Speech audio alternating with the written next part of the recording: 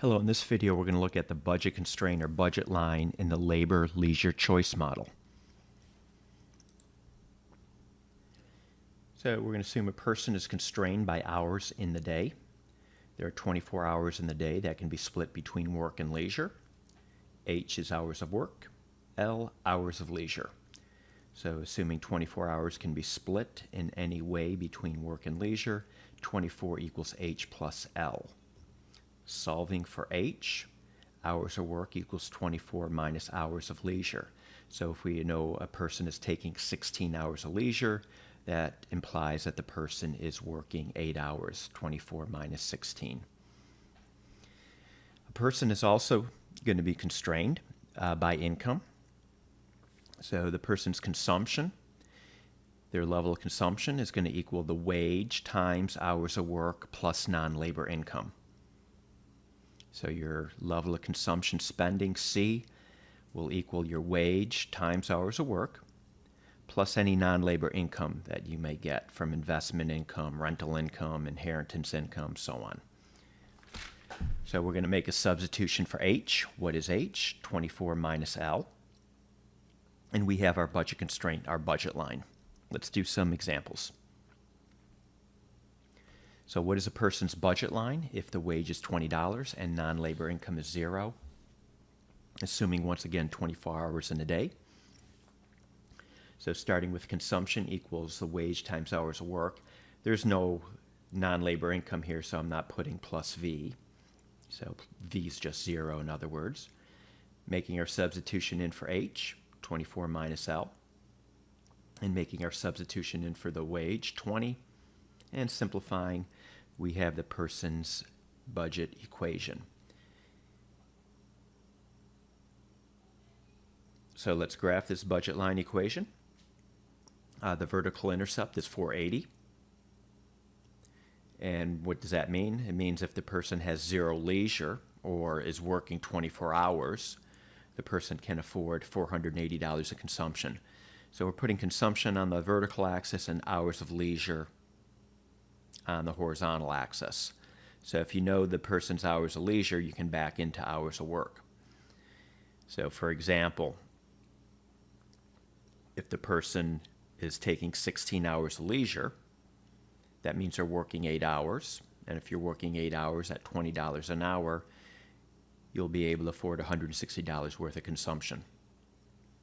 If you're taking 14 hours of leisure, it means you're now working 10 hours.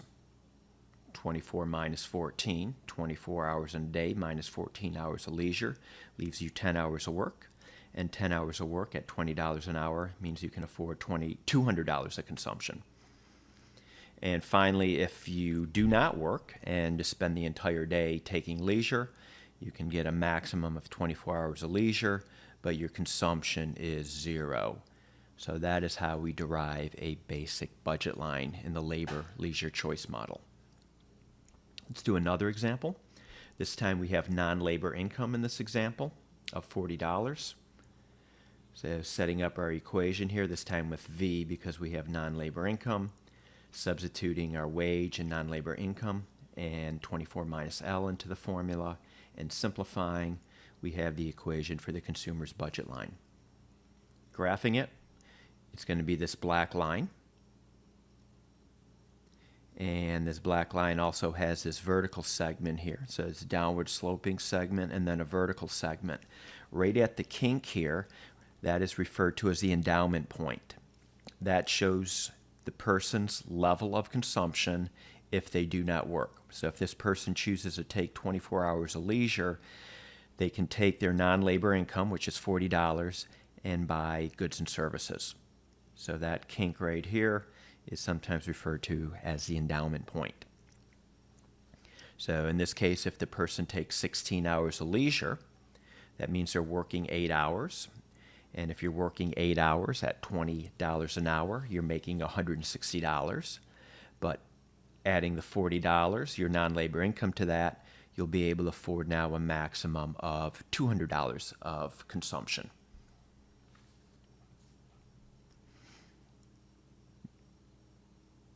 All right, another example. This time we're going to reduce the wage to $10. and non-labor income returns to 0. So wage is 10.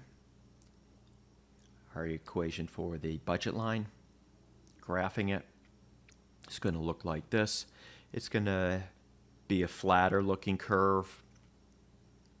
Before, you might recall that our budget line intersected the consumption axis at 480 when you're making $20 an hour. Now here it's only at 240. So a change in the wage rate, in this case a decrease in the wage rate, will pivot down the budget line.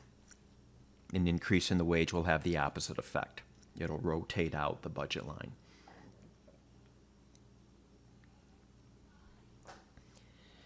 And in this example, we're going to try to find the person's budget line when the wage is $20, non-labor income is 0, but this time, instead of assuming 24 hours in a day, we're going to assume there's only 16 hours a day to split between work and leisure. In other words, you need 8 hours a day at least for sleep. So in this case, hours of work equals 16 minus L.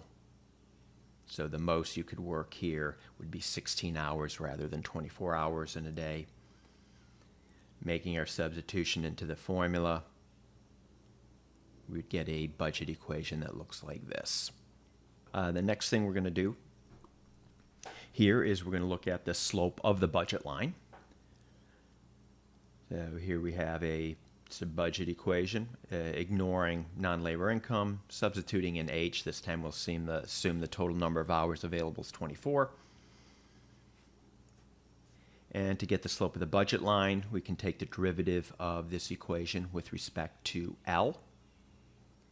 Doing that, we get minus the wage. So the slope of the budget line is minus the wage rate. So looking at our example from before, where the wage was $10, if you're to calculate the slope of this line, you just do rise over run, 240 divided by 24, okay, minus, it's downward sloping, and you'd get a slope of minus 10, which would equal the wage. Okay, so we know the wage in this diagram here is $10.